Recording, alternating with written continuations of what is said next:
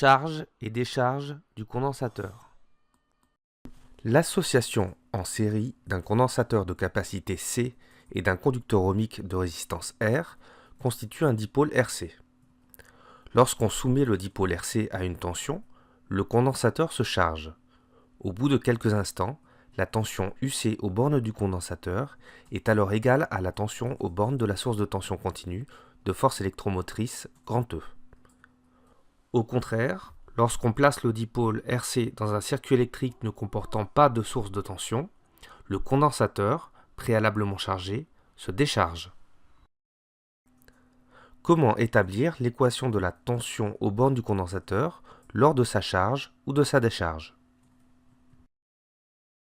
Pour étudier la charge du condensateur, construisons le circuit suivant. Lorsque l'interrupteur est en position 1, le circuit est équivalent à un circuit dans lequel le condensateur est en série avec un conducteur ohmique de résistance grand R et alimenté par une source de tension continue, considérée comme idéale, de force électromotrice grand E. Utilisons dans un premier temps la loi des mailles abordée en classe de seconde. Elle stipule que dans une maille, la somme des tensions fléchées dans un sens de parcours de la maille est égale à la somme des tensions fléchées dans l'autre sens. Dans notre cas, nous obtenons l'égalité E égale U de R plus U de C. La tension aux bornes du conducteur ohmique est quant à elle proportionnelle à l'intensité du courant qui le traverse selon la loi d'Ohm. UR égale R fois I. Ainsi, l'équation trouvée précédemment devient E égale R fois I plus UC. De plus, l'intensité du courant électrique est liée à la tension aux bornes du condensateur par la relation I égale C fois D de U de C sur D de T. Nous obtenons ainsi l'équation différentielle du premier ordre avec second membre, E égale R fois C fois D de U de C sur D de T plus U de C. Nous pouvons écrire cette équation différentielle sous la forme D de U de C sur D de T, c'est-à-dire la dérivée de la tension aux bornes du condensateur par rapport au temps, est égale à moins 1 sur RC fois U de C plus E sur RC. Comment trouver la solution de l'équation différentielle que nous venons d'obtenir? D'après un théorème de mathématiques, les solutions d'une équation différentielle y' égale AY plus B, où A différent de 0, sont de la forme y égale k fois exponentielle de ax moins b sur a, avec k une constante réelle. Dans notre cas, a égale moins 1 sur rc, et b égale e sur rc. On en déduit moins b sur a égale moins e fois rc sur rc est égal à e. Par identification, on trouve que les solutions de l'équation différentielle sont de la forme u de c égale k fois exponentielle de moins t sur rc plus e, où k est une constante. Pour trouver la constante k, il est nécessaire d'utiliser les conditions initiales. Dans notre cas, initialement, le condensateur est déchargé. La tension à ces bornes est UC égale 0 V. Ainsi, U de C pour t égale à 0 est égal à k fois exponentielle de 0 plus e. Donc, k est égal à moins e. En remplaçant k par sa valeur, nous trouvons U de C égale e fois 1 moins exponentielle de moins t sur rc. Reprenons les circuits précédents pour lesquels le condensateur est chargé complètement. Fermons l'interrupteur en position 2. Le circuit est équivalent à un circuit pour lequel le condensateur est en série avec un conducteur ohmique de résistance R. Utilisons la loi des mailles dans ce circuit. Nous obtenons l'égalité 0 égale U de R plus U de C.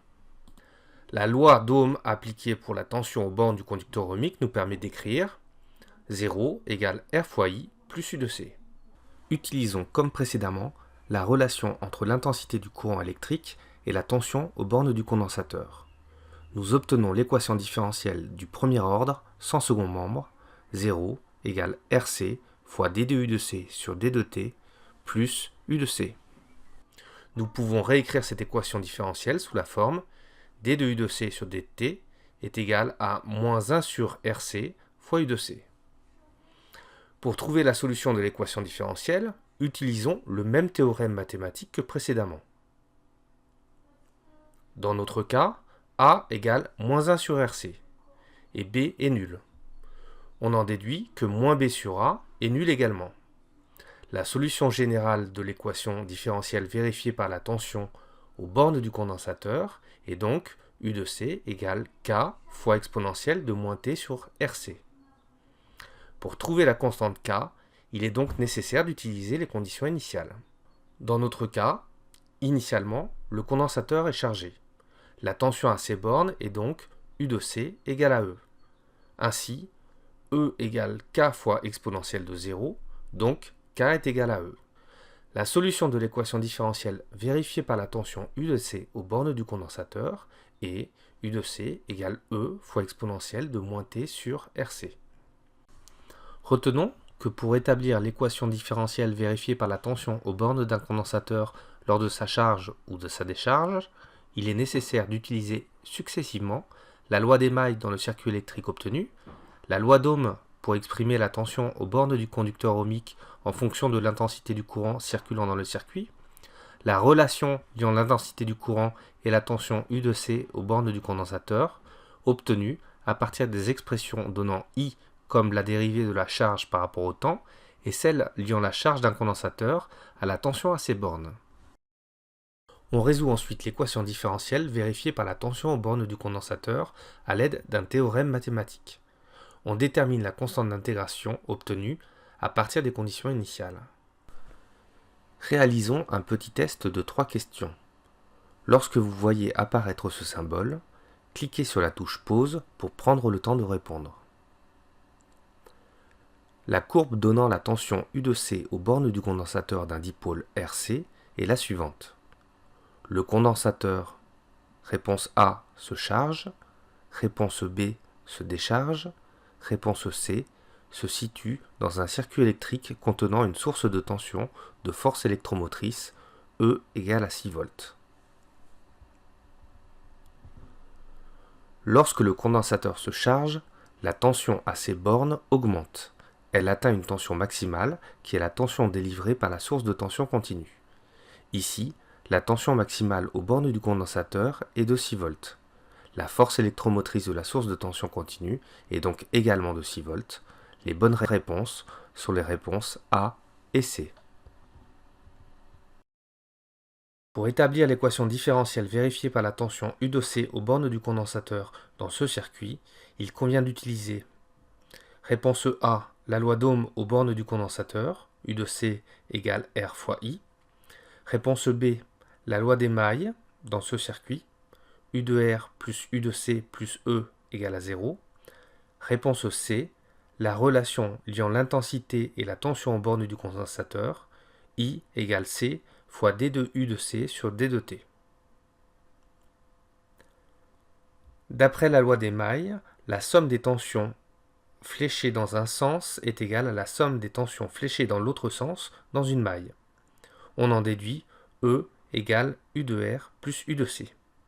La loi d'Ohm ne s'applique qu'aux bornes d'un conducteur ohmique. Elle permet d'écrire U de R égale R fois I. Enfin, l'application de la relation I égale C fois D de U de C sur D de T, donnant l'intensité du courant circulant dans le circuit électrique, permet d'obtenir l'équation différentielle vérifiée par la tension aux bornes du condensateur. E égale R fois C fois D de U de C sur D de T plus U de C. La réponse C constitue donc la proposition correcte. L'équation différentielle vérifiée par la tension aux bornes d'un condensateur est D de U de C sur D de T égale moins 1 sur RC fois U de C. La tension aux bornes du condensateur, réponse A, augmente au cours du temps. Réponse B, a pour équation U de C égale K facteur de 1 moins exponentielle de moins T sur RC, où K est une constante. Réponse C, a pour équation U de C égale K fois exponentielle de moins T sur RC, où K est une constante. L'équation différentielle vérifiée par la tension U de C montre que le condensateur n'est pas alimenté par une source de tension continue. Il se décharge et la tension à ses bornes diminue. L'utilisation du théorème de mathématiques permet de montrer que les solutions de l'équation différentielle sont de la forme U de C égale K fois exponentielle de moins T sur RC. La détermination de la constante K se fait à partir des conditions initiales. La seule bonne réponse est donc la réponse C.